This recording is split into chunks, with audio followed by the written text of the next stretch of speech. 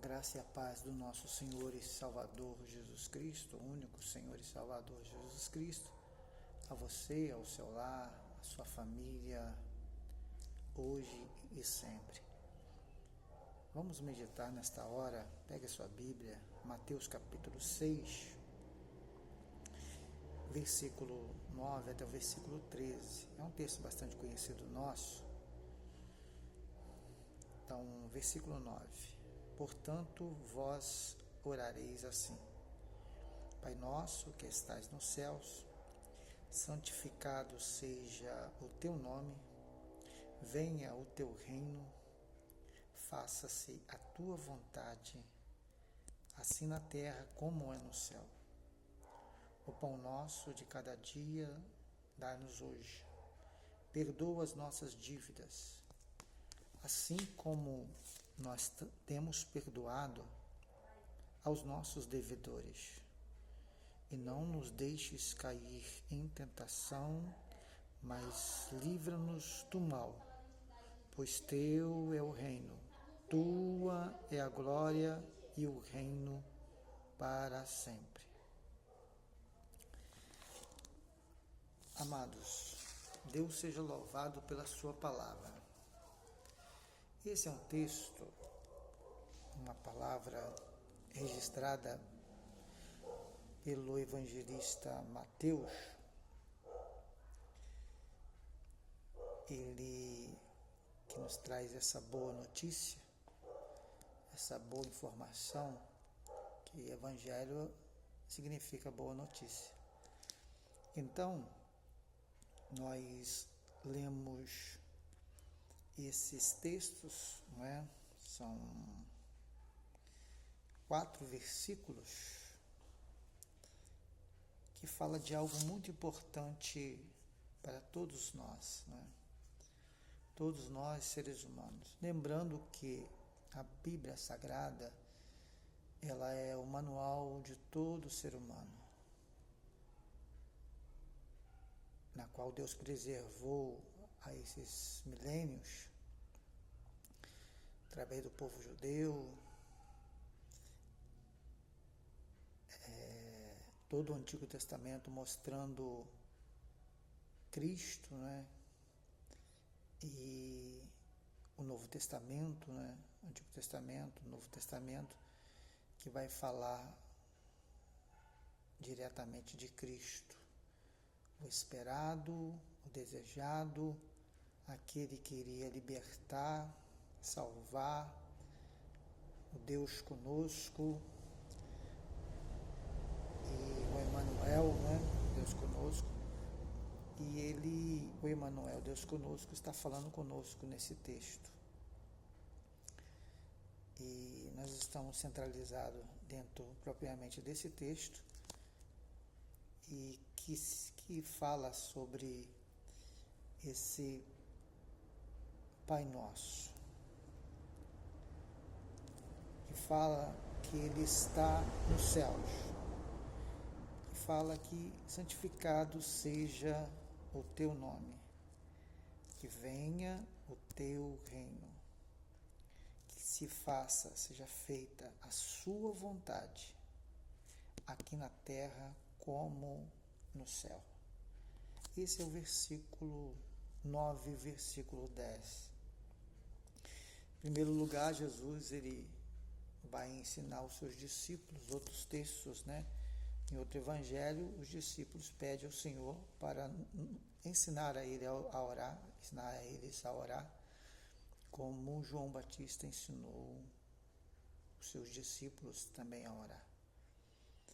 E aqui o Senhor Jesus, ele está dando não uma regra, não uma oração na qual você termina de fazer ela, ou você faz ela várias vezes, ela vai te salvar, ela vai te libertar, ela vai te curar, você vai estar livre de todo mal. Não é bem assim.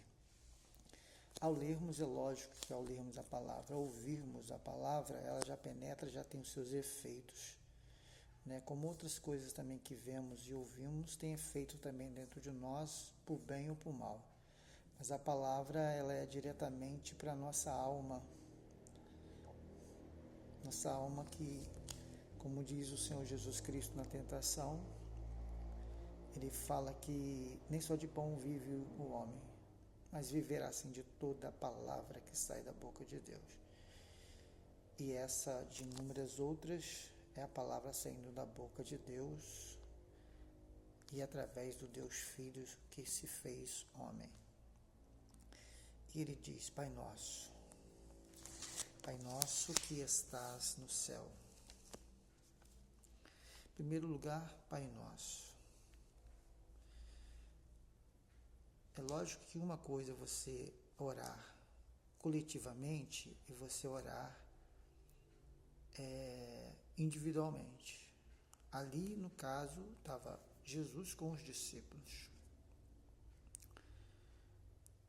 E Jesus ensinando para os discípulos, aqueles 12 ou mais discípulos que ali estavam, ele faz a oração, faz o início da oração, Pai Nosso. Pai Nosso em termos que Deus, ele não é um Deus exclusivo para nenhum cristão, para nenhum ser humano. Deus, nem clamar a Deus ou clamar ao Deus como Pai, que é o nome que Jesus mais usa para chamar Deus. Esse nome não era chamado no Antigo Testamento, Deus tinha o seu nome, na qual era totalmente respeitado, reverenciado, e agora ele estava dando um nome familiar, o nome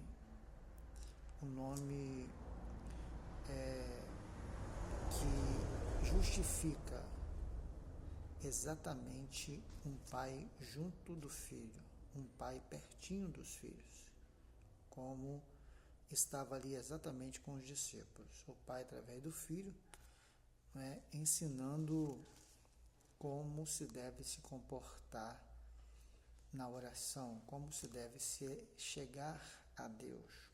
E os judeus não chamavam Deus de Pai. E aquilo para aquela época era uma ofensa, era uma blasfêmia. E até mesmo Jesus foi condenado por causa disso. Um dos motivos, né, é de que Jesus, ele, ao chamar Deus de Pai, ele estava se igualando a Deus como Filho de Deus, tendo toda uma revelação do povo judeu como Deus, como Senhor, como Criador, como Deus Santo, Deus Justo, né, Deus verdadeiro, único Deus, né, em qual o povo tinha toda uma reverência, apesar de toda a idolatria que o povo tem ao longo do tempo, aqueles erros todos que a gente sabe, os cativos, os assírios, os babilônicos, mas eles não chamavam Deus de Pai, tinha toda uma reverência, até mesmo escrever o nome de Deus, ao que fosse escrevia com uma caneta diferente, uma caneta, né, tinha-se o ritual, né, para se escrever o nome de Deus ali, de tão sagrado que era para o judeu, para um escriba, o nome de Deus, né? E mais, aqui no caso, ele identificando, ele mostrando Deus como o Pai nosso, que não é um Pai exclusivo, não é um Deus exclusivo, né, como meu Deus, o meu Pai, meu Deus e meu Pai. Meu Deus e meu Pai, eu posso orar pessoalmente eu com Deus. Né? O meu Deus diz diante dos irmãos, diante de algumas irmãs, diante de algumas pessoas, seja ela de qualquer credo que seja, não se pode ter essa arrogância, essa prepotência, porque Deus é Pai de todos. Ele é exclusivo meu porque ele precisa ser exclusivo meu, mas porque ele é meu Senhor, quem tem que ter ele como Senhor sou eu. Tudo que ele fez, me salvou, me libertou, tirou das trevas, das obras das trevas, e agora eu estou livre para adorá-lo, com a nova natureza que Deus deu, né, através de Cristo Jesus na cruz do Calvário. Então, Ele é o Senhor, Ele é um Pai pessoal para mim, mas não diferenciado das outras pessoas. Ele é o Pai nosso, Ele é Pai meu, é Pai de qualquer pessoa existente na face da terra, do rico, do pobre, do eloquente, do analfabeto. Ele é do que se veste esplendidamente, como que não tem nem roupa direito para se vestir, aquele que se come nos maiores banquetes, nas melhores comidas, e aquele que não tem nem que comer direito no seu dia a dia, não é? Como aquele que tem aquela casa esplêndida, como aquele que não tem casa alguma para se morar. Deus, Ele é Deus de tudo e de todos. E Pai nosso, então Ele é o Pai de todos nós. Ele está nos céus, esse Pai nosso, Ele está no céu. Lugar santo, lugar puro, lugar de luz, de vida, de paz, de perfeição, onde tem os querubins, serafins, anjos, arcanjos, Deus Pai, Deus Filho à sua direita. Hoje em dia, falando, né, na época que Jesus estava falando, Jesus estava ali com os discípulos. Agora Ele está com o Pai à direita, sentado do Pai. E temos o Espírito Santo de Deus, que Ele nos enviou. O nosso Pai nosso, Ele Pai nosso, meu Pai, e Ele está nos céus, acima de todas as coisas, no lugar inacessível a qualquer ser, a não ser os seres que lá habitam, a não ser os seres que lá fazem parte do reino de Deus, do reino na qual o Senhor, Ele tem de eternidade a eternidade. E também diz, santificado seja o teu nome. Um Pai que é nosso, que Ele está nos céus e Ele deseja que seu nome seja santo. Deva ter respeito, deve ter reverência, não na palavra em si para se falar, mas o temor dentro das nossas almas, de saber que nós estamos falando do Senhor, do Criador de todas as coisas, não com medo, mas com total respeito, total temor, não temor de medo, mas não temor, mas uma reverência, uma atitude de quem reconhece a grandeza de Deus e a nossa pequenez e todo o seu amor, o seu cuidado para conosco. Venha o teu reino. O Senhor, Ele tem um reino, Ele tem o reino, não é? E esse reino, Ele se é manifestado, não é? Através do Espírito Santo de Deus que está conosco, nos mostrando, nos revelando, né? Trazendo sobre a nossa mente, né? Nos convencendo a cada dia do pecado, da justiça, do juízo, nos ajudando, nos fortalecendo, nos consolando, nos direcionando, nos intercedendo por nós, dentro de nós e através dos nossos pensamentos. Ele gera aquelas palavras fortes que tocam na nossa alma, aquelas palavras que trazem ânimo à nossa alma, que trazem força à nossa alma, que traz alegria à nossa alma, que traz consolo em meio às mais variadas situações de que nós possamos passar nesta vida, né? Nas situações que temos como seres humanos. E o seu reino está no meio de nós, por causa que Jesus morreu na cruz do Calvário, venceu o inimigo, venceu a morte, venceu o pecado, e nos deu acesso novamente a Deus, fez com que Deus pudesse ter acesso total aos seres humanos, porque um ser humano puro, limpo, nascido milagrosamente, não em sexo de homem e mulher, gerado esperma e óvulo, mas algo da parte de Deus, totalmente santo, e ele, toda a maneira de viver, foi santo até o seu final, e ele é santo, ele venceu a morte, venceu o pecado, venceu o diabo, e podemos ter ligação de novo com Cristo, deixando a nossa velha natureza e vivendo a nova natureza que Cristo viveu, morreu por nós na cruz do Calvário. Por uma só ofensa veio o pecado, e por uma só obediência veio a justificação a todo que crê. E o Espírito Santo de Deus que fala sobre o reino, fala sobre Cristo, fala sobre tudo, nos informa sobre tudo. O Espírito Santo de Deus, ele